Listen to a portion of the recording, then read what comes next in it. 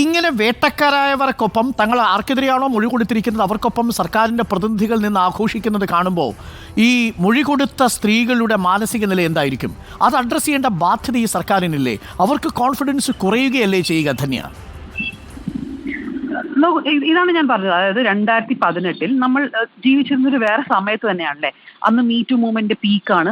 കേരളത്തിൽ ഈ ഒരു ഹീറോയിനെതിരെ അക്രമം നടന്നൊരു സമയമാണ്. അപ്പൊ അന്ന് ആ ഒരു ഫീലിംഗ്, എനിക്ക് ആ അറ്റ്മോസ്ഫിയർ എങ്ങനെയാണ് ശരിക്കും ഡിസ്ക്രൈബ് ചെയ്യേണ്ട അറിയില്ല. പക്ഷെ ആ ഒരു സമയത്തിലാണ് ഈ ഹേമ കമ്മിറ്റി രൂപീകരിക്കപ്പെടുന്നതും എത്രയോ ധൈര്യപൂർവ്വം എത്രയോ സ്ത്രീകൾ ഈ കമ്മിറ്റിയുടെ മുമ്പിൽ സംസാരിക്കുന്നത്. 2018 നിന്നും ഒരുപാട് മുന്നോട്ട് നമ്മൾ വന്നു. എത്രയോ ആ സമയത്തുള്ള ഇവരുടെ ജീവിതങ്ങളൊക്കെ മാറി.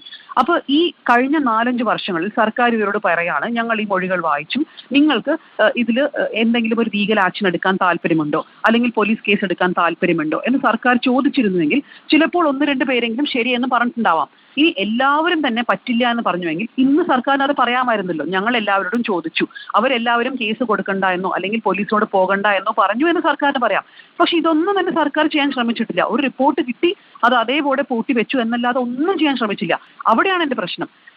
അപ്പൊ ഈ 4-5 കൊല്ലം ഒന്നും ചെയ്യാൻ ശ്രമിക്കാതിരുന്നപ്പോൾ ഇവ പെട്ടെന്ന് ഇത് ഇവരുടെ തലയ്ക്ക് കെട്ടിവെക്കുകയാണ്. നിങ്ങൾക്ക് വേണമെങ്കിൽ നിങ്ങൾ കംപ്ലൈന്റ് ഫയൽ ചെയ്യുന്നു. അപ്പൊ അവർക്ക് എന്ത് കോൺഫിഡൻസ് ആണ് ഉണ്ടാകാൻ പോകുന്നത്? രണ്ടാമത്തെ കാര്യം ധന്യ, ഈ റൈറ്റ് ടു പ്രൈവസിയും ഈ കേസ് അന്വേഷണവും കൂട്ടിക്കുഴയ്ക്കുകയാണ് സർക്കാർ ചെയ്യുന്നത്. അതിവിദഗ്ധമായി കൂട്ടിക്കുഴയ്ക്കാൻ ശ്രമിച്ചു. അതാണ് ഇപ്പോൾ നമ്മൾ പുറത്തു കൊണ്ടുവരുന്നത്. രണ്ടല്ലേ? കേസ് അന്വേഷണം സർക്കാരിൻ്റെ പ്രോസിക്യൂഷൻ്റെ ഭാഗമായിട്ട് സർക്കാർ ചെയ്യേണ്ട നിയമപരമായ കാര്യമാണ്. റൈറ്റ് ടു പ്രൈവസി ഈ ഇരകൾക്ക് കൊടുക്കേണ്ട, സർക്കാർ സംരക്ഷിക്കേണ്ട ഉത്തരവാദിത്വമാണ്. ഇത് രണ്ടിനെയും തമ്മിൽ കൂട്ടിക്കുഴച്ചുകൊണ്ടല്ലേ ഇതിനെ സങ്കീർണമാക്കാൻ ശ്രമിച്ചത് ധന്യ? അതായത് ഇതിൽ 2 കാര്യങ്ങളുണ്ട്. ഒന്ന്, ഹേമ കമ്മിറ്റി ഇവരെ എല്ലാവരെയും മൊഴി കൊടുക്കാൻ വിളിക്കുമ്പോൾ ഹേമ കമ്മിറ്റി ഒരു ലെറ്റർ കൊടുത്തിരുന്നു ഈ സ്ത്രീകൾക്ക് എല്ലാവർക്കും. അതിൽ വ്യക്തമായി പറയുന്നുണ്ട് ഇത് കോൺഫിഡൻഷ്യാലിറ്റി, ഒരു ക്വസ്റ്റ്യനാണ് ആദ്യം ഹേമ കമ്മിറ്റി കൊടുത്തത്. ഈ ക്വസ്റ്റ്യനർ ഫില്ല് ചെയ്തിട്ട് വരാനാണ് എല്ലാവരോടും പറഞ്ഞിരുന്നത്. പിന്നീട് എല്ലാവരും മൊഴി കൊടുത്ത ശേഷം ഒരു ഓപ്പൺ മീറ്റിംഗ് ഉണ്ടായിട്ടുണ്ട്. അതായത് ഒരു ക്ലോസ് ഡോർ, ഒരു ജോയിന്റ് മീറ്റിംഗ് ഉണ്ടായിട്ടുണ്ട് ഹേമ കമ്മിറ്റിയുടെ. പല സ്ത്രീകളും പാർട്ടിസിപ്പേറ്റ് ചെയ്തൊരു മീറ്റിംഗ്. അപ്പൊ ഇതിലെല്ലാം പറയുന്ന കാര്യങ്ങൾ കോൺഫിഡൻഷ്യലായി വെക്കും എന്ന് ഹേമ കമ്മിറ്റി ഒരു ഉറപ്പ് നൽകിയിട്ടാണ് ഈ സ്ത്രീകളെല്ലാം സംസാരിച്ചത്. ഞാൻ പറയുന്നത് സ്റ്റെപ്പ് 2, ശരി, കോൺഫിഡൻഷ്യാലിറ്റി ഉണ്ട് എന്ന ധൈര്യത്തിൽ ഈ സ്ത്രീകൾ സംസാരിക്കുന്നു.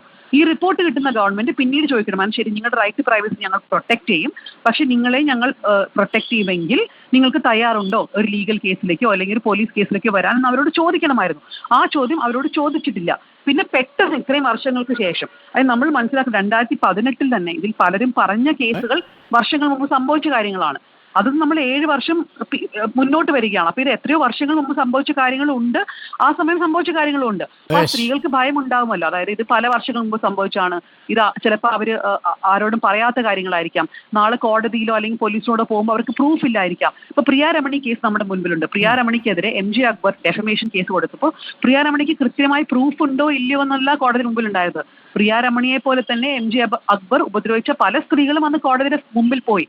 അപ്പൊ അത് ഒരാൾക്ക് ഉണ്ടായ സംഭവമല്ല, ഒരുപാട് സ്ത്രീകൾക്ക് ഉണ്ട് എന്ന് കോടതി ആക്സെപ്റ്റ് ചെയ്തിട്ടാണ് പ്രിയ രമണിക്ക് എതിരെയുള്ള ഡെഫമേഷൻ ക്വാഷ് ചെയ്തത് ആ സമയം.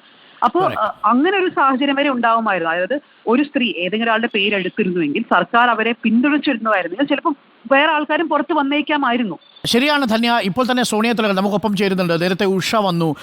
മറ്റൊരു പെൺകുട്ടി എന്നോടൊപ്പം തന്നെ ഈ കാര്യങ്ങൾ വെളിപ്പെടുത്തി. പടവെട്ട് സിനിമാ സംവിധായകനെതിരെ ഈ റിപ്പോർട്ട് പുറത്തു വന്നിട്ടും ഇതൊന്നും നടന്നില്ലെങ്കിൽ പോലും ആ റിപ്പോർട്ട് പുറത്തു വന്നതിന്റെ ബലത്തിൽ പോലും ധാരാളം ആളുകൾ പ്രതികരിക്കാൻ തുടങ്ങിയിരിക്കുന്നു എന്നുള്ളതാണ്. Thank you Dhanya. ഞാൻ ഈ പടവെട്ടിന്റെ ഒരു കാര്യം പറഞ്ഞോട്ടെ അരുൺ. ഈ പടവെട്ട് ഈ ലിജു കൃഷ്ണയുടെ ഈ ഒരു സർവൈവറായിട്ട് നമ്മളെല്ലാവരും ഇന്ററാക്ട് ചെയ്തിരുന്ന ഒരു കാലത്ത്, അതായത് WCC സഹായിച്ച് പോലീസ്, എനിക്കറിയാം WCC മെമ്പേഴ്സ് കൂടെ പോയി പിന്നീട് പോലീസ് കംപ്ലൈന്റ് ആയി.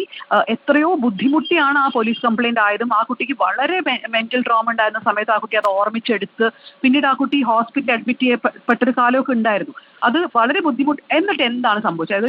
വളരെ പ്രധാനപ്പെട്ട ചോദ്യമാണ് ധന്യ. ഞാൻ ഒന്ന് വനിതാ കമ്മീഷൻ അധ്യക്ഷ സതീദേവി കാണുന്നുണ്ട് മാധ്യമങ്ങളെ, ഒന്ന് പോയി വരാം.